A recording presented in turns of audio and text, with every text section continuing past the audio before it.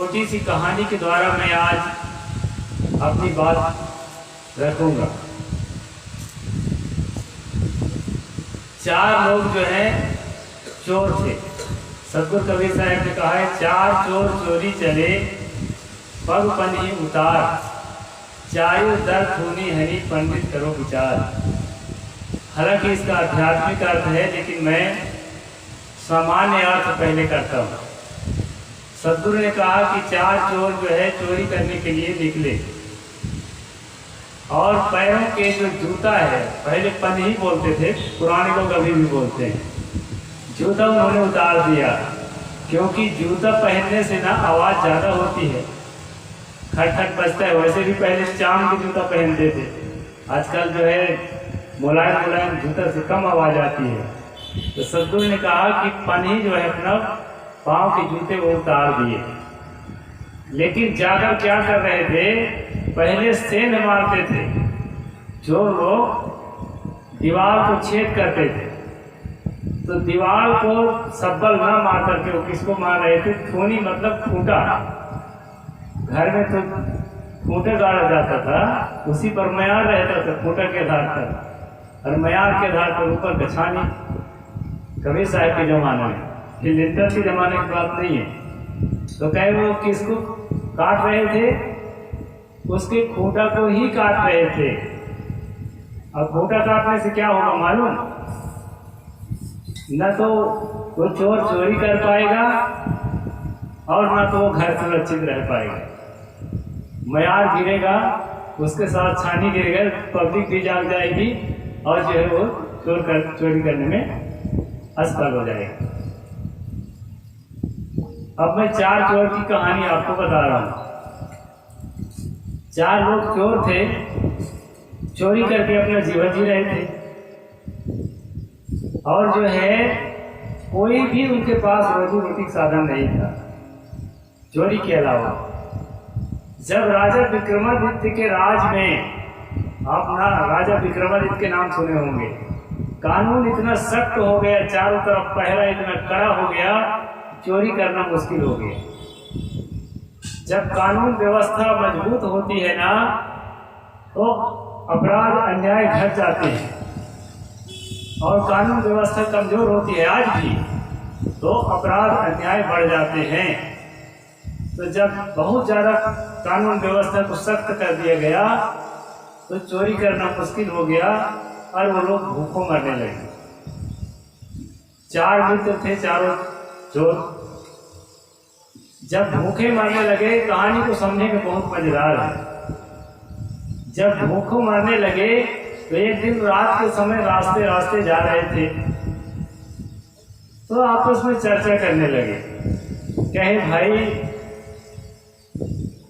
चोरी करना तो मुश्किल हो गया है, अब कुछ दूसरा पेशा अपनाना पड़ेगा जिससे रोजी रोटी चल जाए। तो कहे कौन सा पेशा अपनाया जाए।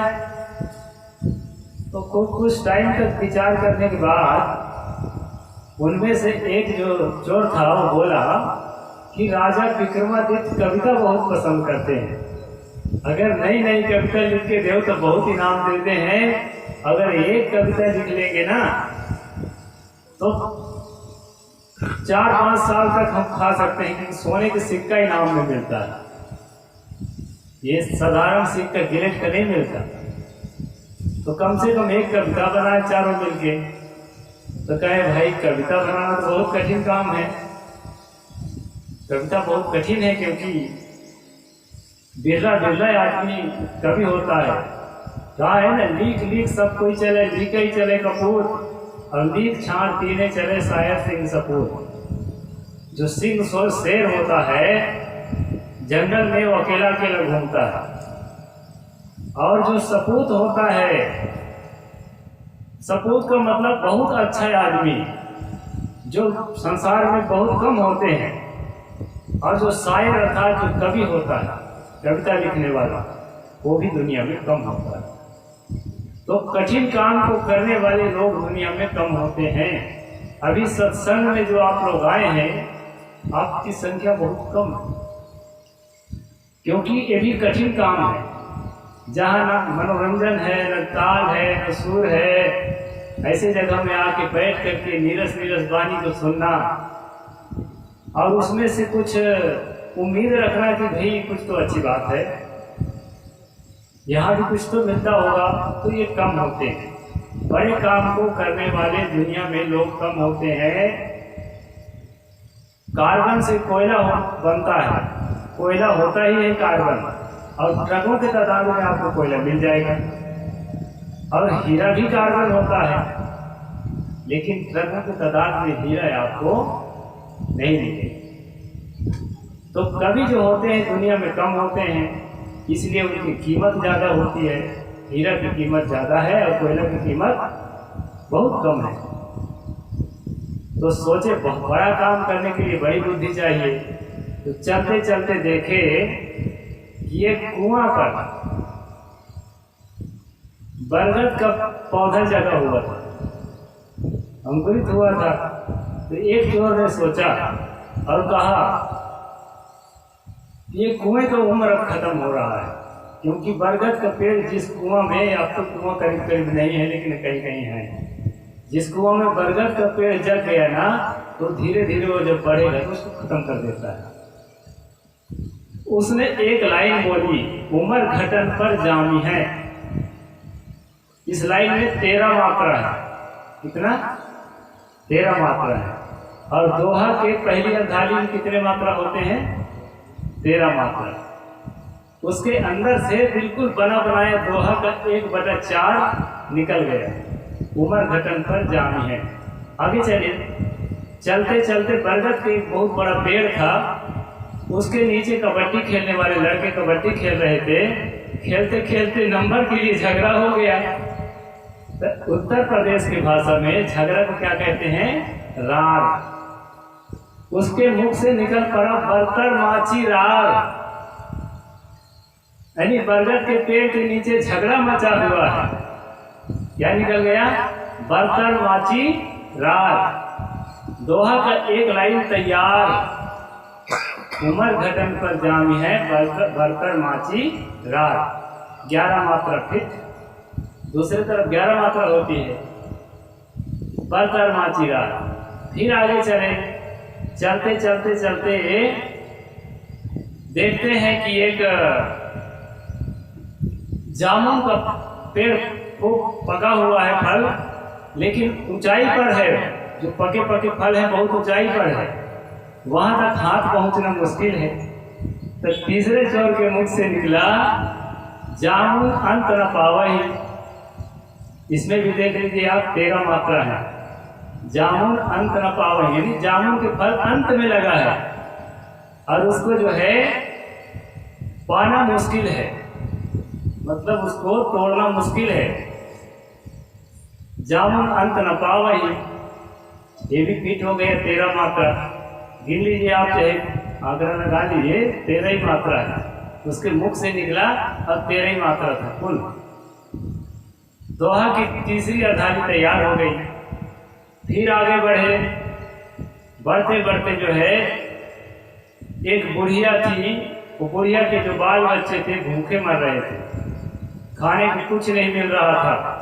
तो क्या काम किया कि पीपल के पके पके फलों को चुन चुन के अपने ओलिया में रख रही थी। ओलिया समझते आप लोग? ये जो है ना, इसको पल्ला, इसमें ऐसे कर लेते हैं कमर में, इसको ओलिया बोलते थे, हाथ में जाकर भी बोलते हैं। मैं अपने इलाके की भाषा जानता हूँ। ओलिया में रख रही थी बच्चों के लिए। तो चौथा चोर जो है उसको देख करके उसके हृदय पिघल गया और जो है उसके मुख से एक पंक्ति निकली, पीपर लाई नार। 11 मात्रा। ठीक है ना?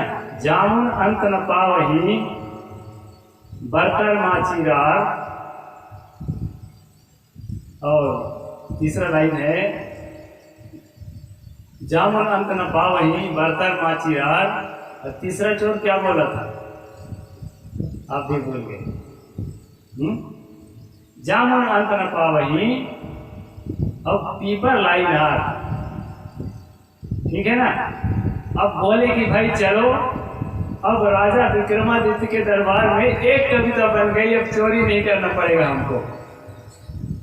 अब जो है एक सोने की मुद्रा मिल जाएगी, फिर जो है उसको बेचेंगे, फिर खाएंगे पिएंगे, इसके बाद जो है फिर नई कविता बनाएंगे। अब कविता बनाने की कला हम सीख गए, एक दोहा बना लिए चारों मिलके। तो क्या करते हैं सज्जनों, जाकर के राजा विक्रमादित्य के दरबार में वो कविता को प्रस्तुत करते हैं। अब कविता को सुन के बहुत खुश हुए वो राजा विक्रमादित्य के, कविता तो बहुत बढ़िया है लेकिन इसका अर्थ कौन बताएगा। अब उन लोगों से अर्थ नहीं पूछा। उनके दरबार में जो पंडित थे उनका नाम अभी मेरे दिमाग में नहीं आ रहा है। पहले जो है राजाओं के दरबार में पंडित हुआ करते थे। पंडित मतलब किसी मामला को सुलझाने वाला, जैसे आजकल सलाहकार होते हैं, आर्थिक सलाहकार, राजनीतिक सलाहकार, ऐसे। कालिदास जी से जब पूछे वो, तो वो जो है कवि तो थे ही, रघुवंश की रचना करे हैं। रघुवंश नाम की किताब है, पढ़ना मत, मैं बता देता हूँ। बूढ़े बूढ़े पढ़ लेना चलेगा, लेकिन नई उम्र के लोग पढ़ना बहुत अश्लील है। वो किताब है संस्कृत में, सेक्सी है, आपकी भाषा में बता देता हूँ, पढ़ने लायक, साधुओं के लायक तो है। तो जब मेच्योर है, पके हुए साधु जो वो पढ़ लें, और बूढ़े हैं वो पढ़ लें, नहीं उनको पढ़ने के लायक नहीं है, वो ठीक नहीं। तो रघुवंश नाम की किताब उन्होंने लिखा है। तो उनसे जब पूछा गया तो उन्होंने अर्थ बताया। क्या अर्थ बताया? एक कहानी रच डाली, एक चोरों की कविता से एक कहानी रच डाली। उन्होंने कहा कि उम्र घटन पर जानिए, जब रावण का उम्र समाप्त होने को आया, इसका रावण का उम्र समाप्त होने को आया, तो उसके अंदर क्या हुआ, क्या जाम गया, क्या उठ गया? अहंकार। उसने बताया कि उसके अंदर एक अहंकार पैदा हुआ। रावण की जब उम्र घटने लगा, मतलब मरने का समय आने लगा, उसके अंदर जब गए क्या? अहंकार। उम्र घटन पर जाम है बरतर माचीरार। अब यहाँ बर शब्द के अर्थ क्या होता है? बहुत बड़ा। और बर शब्द का अर्थ क्या होता है? पेड़। कवियों ने जो कविता बनाई थी उसका अर्थ क्या था? बर के पेड़ के नीचे झगड़ा मचा हुआ। और अब कालिदास उसको क्या अर्थ करते हैं कि बहुत बड़ा झगड़ा होने वाला है, क्योंकि आपके अंदर जब अहंकार पैदा होता है तो आप बेटा को कुछ नहीं समझते, भाई को कुछ नहीं समझते, पत्नी को कुछ नहीं समझते, पति को कुछ नहीं समझते। परिणाम क्या आता है? घर में झगड़ा होता है। बहुत सुंदर अर्थ है। तो बरतर माचीरार, जामुन अंत न पावही, पीपर लाई नार। यहाँ पर मंदोदरी कह रही है कि हे पिया, हे मेरे पतिदेव, पर नार, पर लाई नार, हे पिया, तुमने पर नार को, दूसरे की पत्नी को हरण करके ले आया, इसलिए झगड़ा बहुत बड़ा होने वाला है। और इस तरह से जो है ना एक नई कहानी तैयार हो गई, और उस कहानी को क्या कहते हैं? राम कथा। यही से तैयार हुआ है ऐसा मैं नहीं कहता, लेकिन मैं ऐसा जरूर कहता हूं कि इस प्रकार की जितनी भी कहानियां हैं, पुराणों की कहानियां, रामायण की कहानियां, महाभारत की कहानियां, श्रीमद् भागवत की कहानियां, ये सब के सब बेसिक पैर के हैं। और इसी तरह से शब्दों के चोरी करने वाले जो चोर होते हैं, कल मैंने एक छोटा सा चौपाई बताया था बीजक से, ब्राह्मण ही सबकी भी चोरी, ब्राह्मण ही को लागल खोरी, ब्राह्मण की हो वेद पुराना, कैसे उपेल वही मानुष जाना। सदगुरु ने कहा किसी भी प्रकार से मैं यह जानता हूं कि ये सब मनुष्यों की कला कल्पना है, सारी कला कल्पना है मनुष्य की, तुम्हारे नहीं तो तुम्हारे अनुज की। न्यायनामा में बात लिखी है। तो आप लोग जो है, मेरा खास विषय, खास फोकस इस बात पर रहा करता है, चाहे मैं किसी दिन बोलूं, कि आप लोग जो है अपने मन को बांध रखे हैं चोरों की कहानियों। साहिब ने कहा ब्राह्मण तीनों वेद पुराना, वेदों में पुराणों में धार्मिक ग्रंथों में क्या लिखा है आप लोग पढ़ते नहीं है। रेशनल कबीर यूट्यूब चैनल देखा करें, मैं किताबों को पढ़कर सुनाता हूँ, जैसे का तैसा सुनाता हूँ, कोई फेर बदल नहीं करता। अभी मनुस्मृति सुना रहा हूँ, आने वाले समय कुछ और सुनाऊंगा। रेशनल कबीर यूट्यूब चैनल याद रखना, मोबाइल में सब्सक्राइब सर्च करके सब्सक्राइब करना और जो है अपने साथियों तक भी पहुंचाना। तो वेद पुराण की रचना किसने की है? बहुत लोग, हमारे पारसी संतों में भी बड़े बड़े संतों ने कहा कि वेदों की रचना ईसा पूर्व 1500 साल पहले की रचना है। लेकिन अभी हमारे शोधकर्ताओं ने पता लगा लिया है, मैं पारसी संतों से भी क्षमा मांगते हुए इस बात को रख रहा हूँ कि ये सब 6वीं शताब्दी से लेकर के 10वीं शताब्दी के अंदर की रचना है, वेद से लेकर के और रामचरितमानस तक। रामचरितमानस तो 17वीं शताब्दी का है, लेकिन 17वीं शताब्दी से और पहले 6वीं शताब्दी के पीछे की है सारी किताबें, जितने संस्कृत किताब है। उसका कारण बताऊं, जो भी थोड़ा भी पढ़ा लिखा होगा वो मेरी बात को समझता होगा। 8वीं तक भी पढ़े होंगे तब भी समझ जाओ। सदी शताब्दी तो समझ रहे हैं ना, अभी चल रहे हैं 21वीं शताब्दी। ये जो है विसर्ग होता है, जो 2 बिंदु होते हैं छोटे छोटे, जैसे हम लिखते हैं प्रायः, तो उसके पीछे 2 बिंदु होते हैं, ठीक है नहीं, उसको विसर्ग बोलते हैं। विसर्ग की उत्पत्ति क्षत्रज्ञ और 3 सा की उत्पत्ति 2 सा की सरलता के साथ और सदियों से है। अभी हमारे यहाँ के जो मूल निवासी हैं और लिखते समय भले अशोक लिखेंगे, लेकिन बोलते समय अशोक बोलते हैं, ठीक है नहीं, बोलने में अंतर नहीं है। तीनों सा को हमारे यहाँ मूल निवासी एसटी ओबीसी के लोग हैं, तीनों सा को एक ही प्रकार बोलते हैं, लिखते समय भले अलग लिखते हैं। सरलता लिखें वही वैसे बोलेंगे। हम लोग तो नहीं बोल पाते तीनों सा को अलग अलग, क्योंकि ये भारत की संस्कृति नहीं है। एक ही सा है भारत का मूल, सरलता वाला सा। और इसके बाद जो है 2 सा और कहाँ से आए हैं? ईरान से आए हैं। जब ब्राह्मण भारत आए यहाँ पर, जिसको पहले आर्य कहते थे, तो अपने साथ लेकर के आए थे, जैसे बहुएं जो है घर से दहेज लेकर आती है। तो तीनों सा और क्षत्रज्ञ, ये 3 इधर के, और री, ये वाला ऋषि वाला री, ये सारे अक्षर ईरान से आए आर्यों के साथ। और ये कब से आए हैं? ईसा के 3री शताब्दी से लेकर के 6वीं शताब्दी के बीच। इसके पहले के किसी भी अभिलेख में ये अक्षर नहीं है। और इन बातों को मैं आपसे क्यों शेयर कर रहा हूँ? इन बातों को मैं आपसे इसलिए शेयर कर रहा हूँ सभा में, जो भी पढ़े लिखे हो शोध करें। मैं हट नहीं करता कि मेरी बात माना जाए, और आप बरबस होकर के मानेंगे। ऋग्वेद हिंदू धर्म की सबसे पुरानी किताब है, उससे कोई पुरानी किताब हिंदू धर्म के अंदर नहीं है। और ऋग्वेद में भी इन अक्षरों का वर्णन है, उसमें विसर्ग भी है, क्षत्रज्ञ भी है, और क्या है? तीनों सा भी।